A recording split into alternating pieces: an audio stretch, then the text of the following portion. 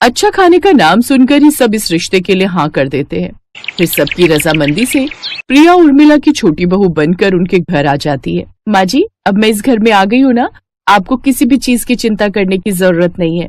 अगले दिन सुबह प्रिया अपनी पहली रसोई के लिए किचन में जाती है।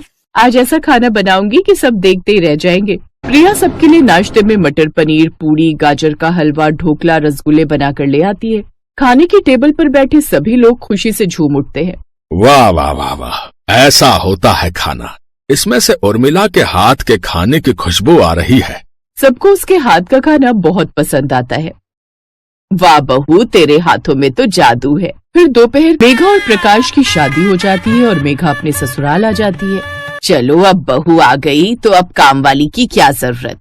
वैसे भी इस मुई काम वाली के हाथों का खाना खाने का मन नहीं करता था। हाँ हाँ, अब तो तुम मजे से बहू के हाथ का खाना खाना। लेकिन अगली सुबह जब उर्मिला की बड़ी बहू मेघा रसोई में जाती है तो उसके चेहरे से पसीने छूटने लगते हैं। क्या बनाऊं खाने में, मुझे तो कुछ आता ही नहीं। माँ ने कितना कहा था खाना बनाना सीख ले, लेकिन नहीं, मुझे तो तब सीखना ही नहीं था। अब क्या करूं? हाँ, एक काम करती हूँ, यूट्यूब पर सबसे हल्का खाना बनाना सीख लेती हूँ। मेघा यूट्यूब पर देखकर सबके लिए पोहा बना लाती है। पोहे का पहला निवाला खाते ही सबके चेहरे का रंग उड़ जाता है। ये पोहा है? इतना बेस्वाद? ऐसा तो मैंने आज तक नहीं खाया। ये मुझसे तो नहीं खाया जाएगा। बहू, तू ये कैसा खाना बनाती है? अरे ऐसा खाना तो कुत्ते भी नहीं खाते। सच कहूँ माँ जी, तो मेरे पापा ने आप सबसे झूठ बोला था। दरअसल मुझे खाना बनाना आता ही नहीं था और इस कारण मेरे सारे रिश्ते टूट जाया करते थे। इसलिए पापा नहीं चाहते थे कि ये रिश्ता भी टूटे। उसकी ये बात सुनकर सभी घर वालों का दिल टूट जाता है। ये सब देख मेघा का पति प्रकाश अपने छोटे भाई रौनक से कहता है, छोटे अरेंज मैरिज में मैंने देख लिया कि कैसे धोखा होता है, इसलिए तू तो ना बस लव मैरिज ही करियो। भैया ने तो मेरा रास्ता ही साफ कर दिया। मैं तो डरा हुआ था कि प्रिया के बारे में घर में सबको कैसे बताऊंगा। ऐसे कुछ दिन बीत गए। अब हमें रौनक की शादी के बारे में सोचना होगा। अब छोटी बहू को इस घर में लाना होगा। लेकिन इस बार हम बहुत ही सोच समझ कर लड़की पसंद करेंगे भाई। सिर्फ रसोई में खड़ी लड़की को देखकर ही हाँ नहीं बोलेंगे, उसे खाना भी बनाना आना चाहिए। माँ पापा, मेरी नजर में ना एक लड़की है, प्रिया। वो बहुत ही अच्छा खाना बनाती है।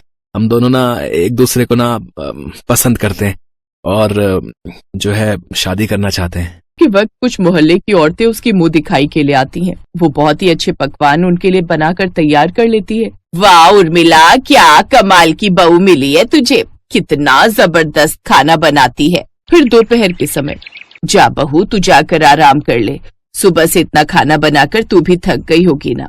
अभी नहीं माँ जी, अभी तो मैं आप लोगों के लिए शाम के लिए कुछ बढ़िया सा बना देती हूँ। आपको पता है मुझे तो खाना बनाना बहुत ही अच्छा लगता है। अरे छोड़ो यार, चलो ना, अब थोड़ी देर कमरे में चलते हैं ना यार। नहीं यार, मुझे सोने का मन नहीं है, तुम जाओ, मैं रसोई में कुछ बना कर आती हूँ। सब लोग आराम करने लगते हैं, लेकिन प्रिया सबके लिए शाम का नाश्ता यानी पकौड़ी, चाय और समोसे तैयार कर लेती है। लेकिन सुबह से इतना खाकर सबका पेट ओवरलोड हो चुका था। शाम को ये सब देखकर सभी मर्द बहाना बनाकर अपनी दुकान पर काम करने चले गए। आहा, जान बची तो लाखों पाए। एक को खाना बनाना नहीं आता और दूसरी खाना बना बना कर ही हमारा हाजमा खराब कर देगी।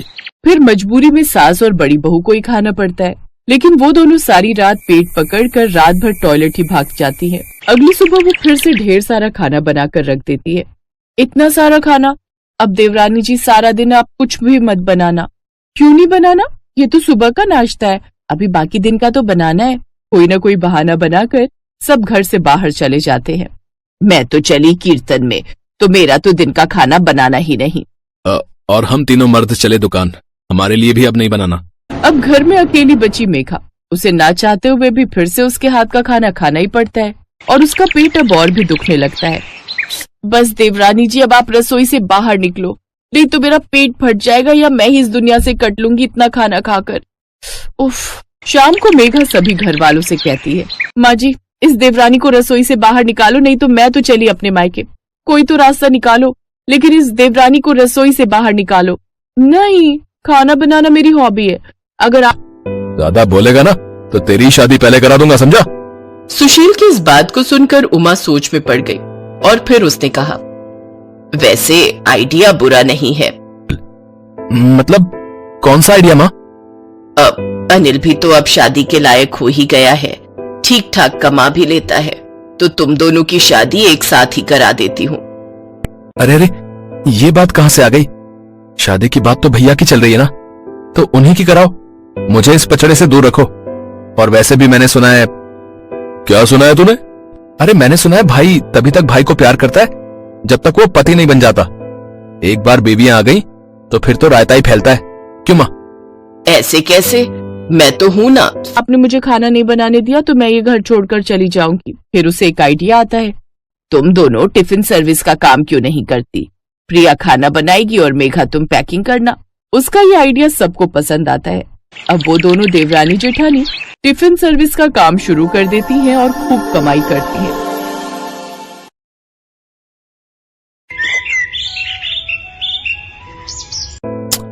माँ जल्दी करो ना, बहुत तेज भूख लगी है। हाँ माँ जल्दी करो ना, पेट में चूहे छलांगे मार रहे हैं। अरे ला तो रही हूँ, सारा दिन बस माँ की ही जान खाते रहो।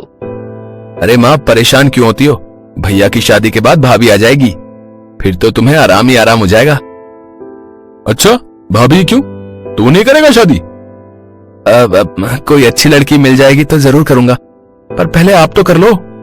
हाँ हाँ मैं भी देखूंगी बीवियों के आने के बाद तुम दोनों उन्हें कितना परेशान कर पाते हो।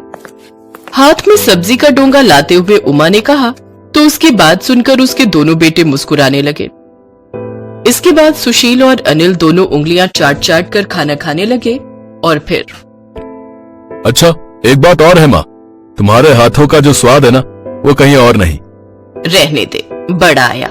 जब तेरी बहू आ जाएगी तब पूछूंगी कि किसके हाथों का स्वाद ज्यादा अच्छा है। वाह माँ वाह, क्या बात कह दी। ओए तो चुपचाप खाना खा। सब कुछ समेट कर रखने के लिए। उमा ने ये बात यूं ही नहीं कही थी। काफी सोच विचार के बाद उमा कुछ दिनों के बाद ही दो सुंदर बहुओं को अपने घर ले आई। अपने दोनों बेटों के घर बसाकर वो बहुत खुश थी, लेकिन ये वाकई इतना आसान भी नहीं था। अभी असल रायता तो फैलना बाकी था। कुछ दिनों तक तो सब ठीक चला, लेकिन फिर एक दिन। सुनो जी, मुझे आपसे एक बात करनी है। क्या हो गया बोलो। अरे वो अनीता, वो तो बहुत ही फिजूल खर्च कर रही है। मतलब ऐसा क्या कर दिया उसने? जब देखो खाने में पनीर, चाप, मुर्गा, बस यही सब बनाती रहती है। हाँ तो क्या हो गया? हुआ ये कि जो राशन 5-6 हजार में पूरा हो जाना चाहिए था, मैडम की वजह से 12-15 हजार तक पहुंच रहा है। ऐसे ही चलता रहा तो हम तो सड़क पर आ जाएंगे। अपनी पत्नी सुनीता की बात सुनकर सुशील भी सोच में पड़ गया। मगर ये कहानी सिर्फ इसी कमरे में नहीं चल रही थी, बल्कि दूसरे कमरे में भी यही हाल था। छोटे भाई अनिल की पत्नी अनीता भी उससे अपनी जेठानी की शिकायत कर रही थी। देखो जी, ऐसे नहीं चलेगा, मैं कह देती हूँ। पर हुआ क्या? तुम्हारी भाभी भिखारियों के खानदान से है क्या? अरे ऐसे क्यों बोल रही हो? सारा दिन बस दाल, चावल, पोहा, खिचड़ी यही सब बनाती रहती है। अरे 4 दिन की जिंदगी है और सिर्फ 3 टाइम खाना है, तो कुछ अच्छा तो खाओ। कुल मिलाकर दोनों तरफ एक सी हालत थी। सुनीता को उसकी देवरानी अनीता बहुत खर्चीली लगती थी, तो वहीं अनीता को अपनी जेठानी सुनीता एक नंबर की कंजूस लगती थी। धीरे धीरे ये लड़ाई शिकायतों से बढ़कर हर रोज के झगड़ों और फिर तू तड़ाक पर आ गई।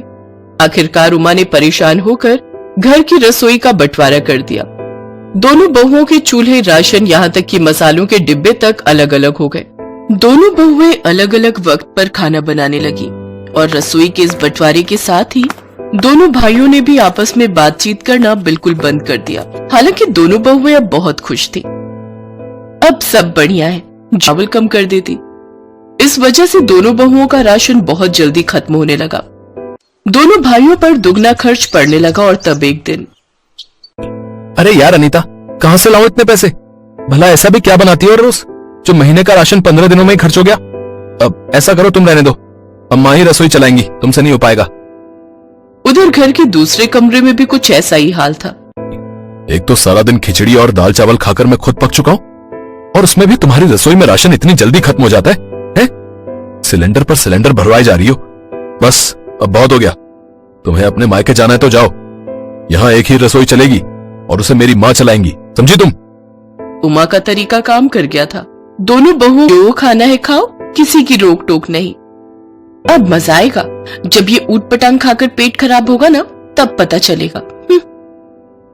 दूसरी तरफ उमा इस सब से बिल्कुल खुश नहीं थी। वो बस इसी सोच में डूबी रहती कि आखिर कैसे दोनों बहुओं में सुलह हो और घर की रसोई फिर से एक हो जाए। और तभी उमा को एक आइडिया आया। जिस वक्त रसोई में कोई नहीं था, तभी उमा चुपचाप रसोई में गई और अनीता के आटे के डिब्बे में से ढेर सारा आटा निकाल लिया। फिर मौका देखकर अनीता के सिलेंडर का पाइप निकालकर काफी सारी गैस खिड़की से बाहर उड़ा दी। उमा हर रोज ऐसा ही करने लगी। कभी वो दाल निकाल लेती तो कभी किसी के चाकू को। जब कुछ समझ नहीं आया तो दोनों ने हार कर एक दूसरे से सुलह करने का फैसला कर लिया, क्योंकि वो दोनों एक दूसरे को तो बर्दाश्त कर सकती थी, पर अपने पतियों की नाराजगी वो नहीं झेल सकती थी। और इस तरह उमा की रसोई में खिंची लकीर मिट गई और दोनों बहुएं मिलजुल कर अपनी को। जब कुछ समझ नहीं आया तो दोनों ने हार कर एक दूसरे से सुलह करने का फैसला कर लिया, क्योंकि वो दोनों एक दूसरे को तो बर्दाश्त कर सकती थी, पर अपने पतियों की नाराजगी वो नहीं झेल सकती थी। और इस तरह उमा की रसोई में खिंची लकीर मिट गई और दोनों बहुएं मिलजुल कर अपनी